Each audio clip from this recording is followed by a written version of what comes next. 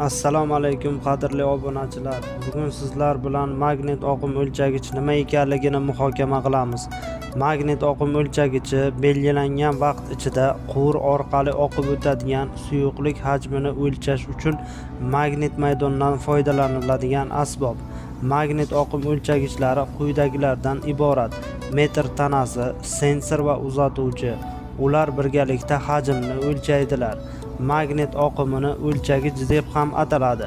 Mexanik flowmetrlar uchun oqim o'lchovchilari muhim ahamiyatga ega.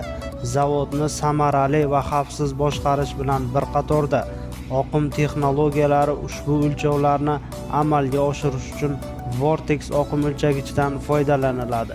Shu jumladan Vortex metrlar ko'p afzalliklarga ega. O'lchash shu jumladan oson o'rnatiladi. Impuls lines uchun harakatlanuvchi qismlari yo'q. Magnit oqim o'lchagichda elektr o'tkazgichli oqim o'tkazgich sifatida ishlaydi. Faraday qonuniga ko'ra, super o'tkazuvchilar suyuqlik magnit maydonlar orqali oqib o'tganda u kuchlanish hosil qiladi.